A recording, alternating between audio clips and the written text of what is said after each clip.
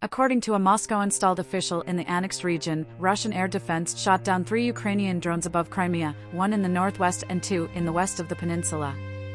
A surge in fighting near the Russian-occupied Zaporizhzhia power plant in southern Ukraine has prompted a warning from the United Nations Nuclear Safety Monitor. The International Atomic Energy Agency stated that although there was no damage to the plant, its specialists at the facility reported hearing many explosions over the previous week.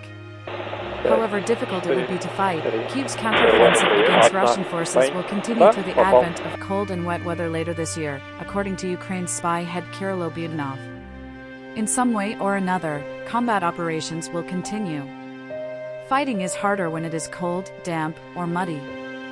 There will be more fighting. At a meeting in Kyiv, he declared that the counteroffensive will go on.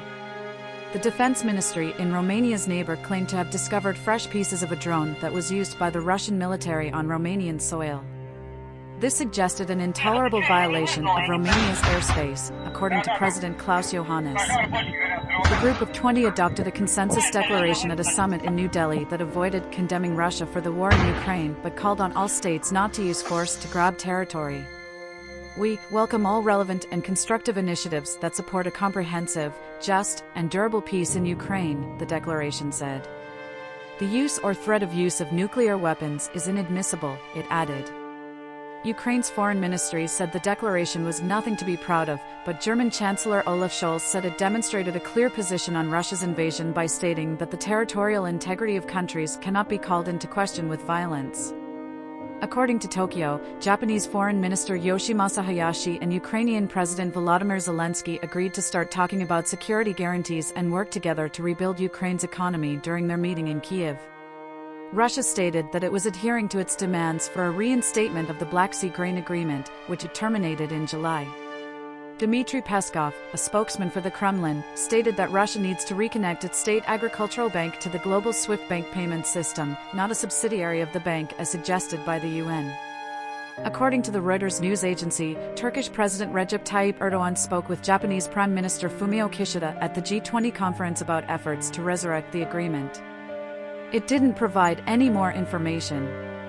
Russian attacks on Ukrainian port facilities and its offer of 1 million tons of grain to African nations were denounced by European Union President Charles Michel as a parody of generosity as part of the EU's criticism of Russia for backing out of the Black Sea grain deal. The compromised unified statement made by G20 leaders regarding Russia's invasion of Ukraine was deemed nothing to be proud of by the Ukrainian Foreign Ministry. Foreign Minister's spokesperson Oleg Nikolenko called out the declaration for not outright naming Russia when alluding to states acting in a manner not consistent with the purposes and principles of the UN Charter in its entirety and states refraining from threat or use of force to seek territorial acquisition against territorial integrity and sovereignty or political independence of any state. It is clear that the participation of the Ukrainian side would have allowed the participants to better understand the situation, Nikolenko wrote on Facebook. Nikolenko said he was appreciative of the efforts made by the Western nations to strongly denounce Russia.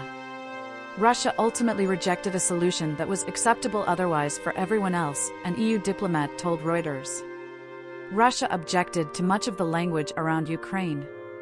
According to Anton Gerashenko, an advisor to the Ukrainian Minister of Internal Affairs, mobile carriers in Russia are having trouble getting the base stations they need to sustain and develop their networks due to sanctions. By the end of the year, operators including MTS, Megafon, Vimpelcom, and Tele2 only had between 20,000 and 30,000 stations. According to Alexander Savalabov, deputy head of the NTI Competence Center for Wireless and Internet of Things Technologies, normal operation requires at least 80,000 stations. Operators are now required to test technology from Chinese third-echelon manufacturers after official deliveries from China's Huawei, Finland's Nokia, and Sweden's Ericsson were all halted.